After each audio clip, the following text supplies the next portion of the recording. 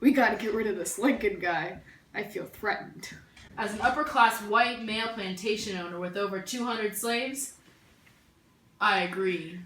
He's trying to take our slaves or our property. This man's a bad egg. He doesn't represent us. I didn't vote for Lincoln. Did you? No. Did you? Should we secede? Yeah. No. Yeah! Let's go start a mob! Aye! Whoa! Secession.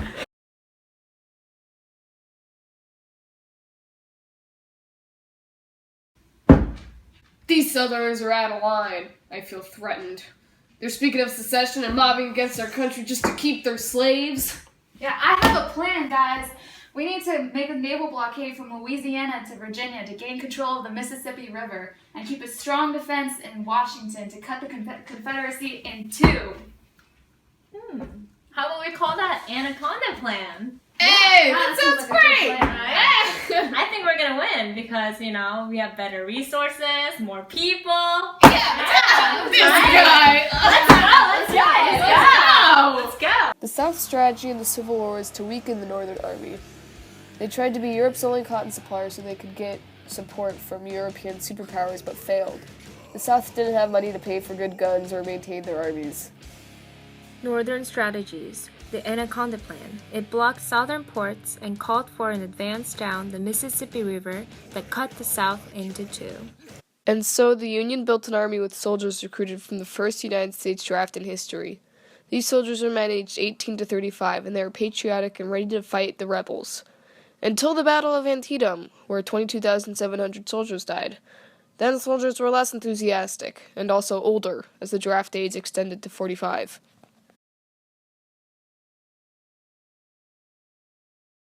An important northern military campaign was when William Tecumseh Sherman led his troops from Atlanta, Georgia, to the sea in Savannah, Georgia. A certain troop had something to say about this. I'm General Grant. What do you say, young soldier? We destroyed all we could not eat, burned their cotton and gins, spoiled their sorghum, twisted their railroads, and raised hell generally. Yeah, Yeah, pretty good. General Grant, I control the Union Army. I'm like Lincoln's go-to guy, like back in 1864 when he put me in control of all the Union armies, Like Lincoln and I, he's kind of like the brain, and I'm kind of like the brawn, like the muscle, It's like, not just that, I like okayed Sherman's March to the Sea, like I like greenlit that, So, Sherman, he kind of looks up to me, kind of a big deal, like, not that big a deal, but a big deal, yeah. Robert E. Lee led the Confederacy. He loved his home state of Virginia so much that he joined the Confederacy just because Virginia did, even though he disagreed with the idea of splitting up the country. So Abraham Lincoln signed the Emancipation Proclamation, which freed the slaves in all rebel states. It was signed New Year's Day, 1863. If my name ever goes down in history, it was for this act. He actually said that! The end of the Civil War. When the battles of Gettysburg and Vicksburg ended, the Union was victorious. The Civil War ended on April 9, 1865, when the Confederacy surrendered to the Union at Appomattox Courthouse. 6 days later, Abraham Lincoln was assassinated. On April 15, 1865, Abraham Lincoln was assassinated by John Wilkes Booth in Ford's Theater in Washington, D.C.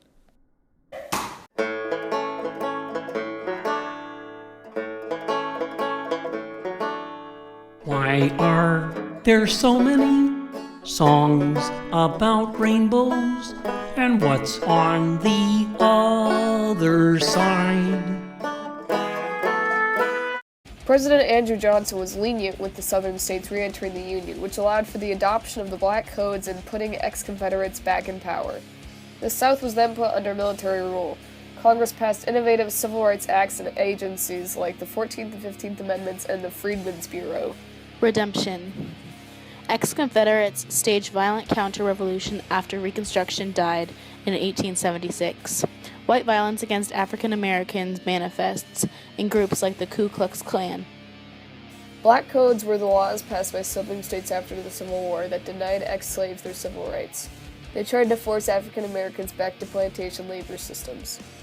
Civil Rights Act of 1866. This nullified black codes, and it affirmed that African Americans should have equal benefit of the law. Sharecropping was a labor system where farmers worked the land owned by someone else. It divided proceeds from crops harvested on the landowner's property, and it particularly impoverished African Americans.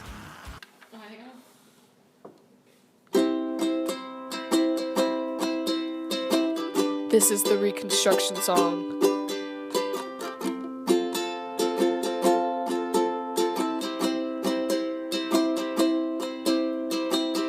The 13th Amendment ended slavery. It upset the South majorly. It ensured slaves their post-war status, made their freedom automatic. They found some hope, but state legislatures still prevented citizenship. Something had to change. That's why 2 years later, Amendment 14 came. Citizenship came. Federal rights, more important than state. The ex-Confederates fought back, but the amendment passed with a 2/3 majority. There are still more improvements to be made. That's why there's another amendment. There's a 15th. African American men finally could vote in the country. They voted, despite the controversy. Well, that's not really true. There's still a lot of work that had to be done, even though we didn't really talk about civil rights again until like the 1960s. Yeah. Reconstruction.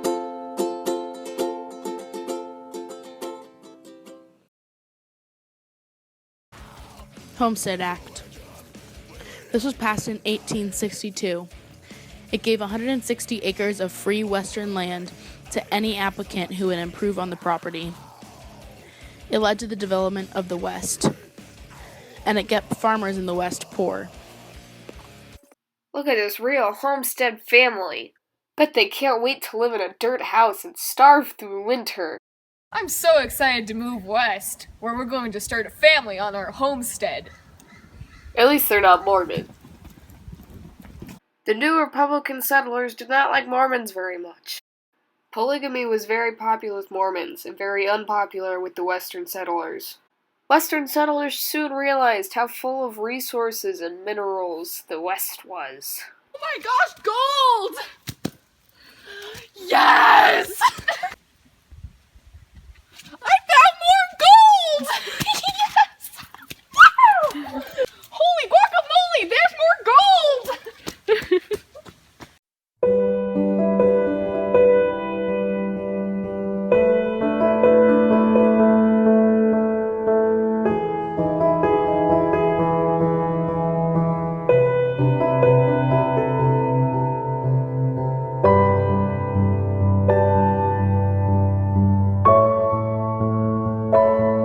Whites clashed with the Sioux and their allies during the Civil War, and Indian armed resistance continued through the 1880s and ended with Geronimo's surrender in 1886. Just listen to the different ways this white guy in Sitting Bull described the massacre at Wounded Knee. Yeah, the Indians fought us real hard. The white men surrounded us and started firing at us when an Indian man wouldn't give up his gun that he paid for. We were forced to kill a couple people. They killed 300 of us. I mean, we wouldn't have to use force if they haven't given us a reason to. Their violence was unnecessary. This is just an isolated occurrence. It doesn't happen that often. This is exactly like the Sand Creek Massacre in 1864 and the dozens of Indian massacres before it. Yeah, I got a Medal of Honor for this. We've been playing Never Have I Ever for half an hour now. Things got pretty heated when Sitting Bull brought up Wounded Knee Massacre. He brought up how hundreds of Lakota women and children were murdered. And the rising violence towards Native Americans lately, that's kind of a big issue, you know? And it all started when white settlers moved to the West. It's getting pretty intense. This game is stupid. All you white people ruin everything. The Ghost Dance movement is gonna wipe you people off the continent and bring our buffaloes back. It's gonna wipe you all away. I'd like to see you try. What are you gonna do? Kill me like every other Indian you see? Ooh, guys, I think you should all come see my show, The Real Buffalo Bill Show. They'll bring us all together. Sundays, 8 p.m. Standard Time, Central Time. Buffalo Bill Show. This is the Buffalo Bill Show. I'm Buffalo Bill. Today we're going to talk about misconceptions in cowboys. Let's go!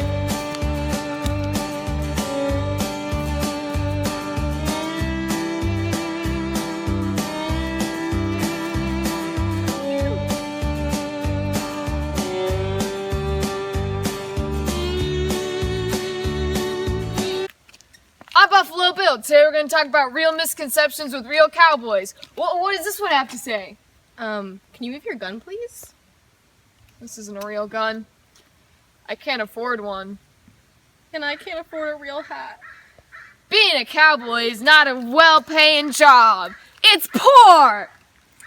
Hey, I'm Buffalo Bill. I'm here with real cowboys talking about real cowboy issues. What does this one got to say? I don't know. What does that one got to say? What's that one got to say? Worst time of year is always when I have to herd my cattle up and down the Great Plains to sell them for better prices. Yeah, eastern cities always pay better. But that changed. We didn't have to do the long drive anymore when barbed wire was invented in 1874. Barbed wire? Uh-huh. You mean that right there? Real barbed wire? You're on the Real Buffalo Bill Show with real cowboys and real cowboy cities talking about real cowboy issues? It's real barbed wire! What'd you guys say about transporting meat? Well, it was transported over the railroads once we got to eastern cities. Railroads? That reminds me. Next up on Buffalo Bill Show with real cowboys and real cowboy issues is the Transcontinental Railroad! Woo!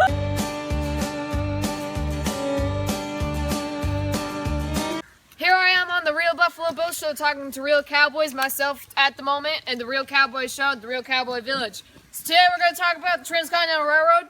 Railroad, it transported goods, transported ideas, transported people. It was finished building in summer of last 1869. I'm Buffalo Bill. Oh, you caught me climbing this real transportation railroad in real cowboy city with real cowboys, a real Cowboy Bill Show. Today we're going to keep talking about the Transcontinental Railroad. Humans used to take forever to get across the United States. Now they can do it in less than a week with this Transcontinental Railroad. You know, it transports people. And those people, they make businesses that go out west. Sends people west. I'm going to climb this railroad. Someone hold my gun. Thank you, real cowboy. This is real high. Thanks for joining me on the Real Cowboy Bill Show in Real Cowboy City with real cowboys and real cowboy issues. Join us next week. We're going to talk about the gold standard, a real cowboy issue. It's where we have real material wealth to back up our currency. Join us next time, Real Cowboy Bill Show.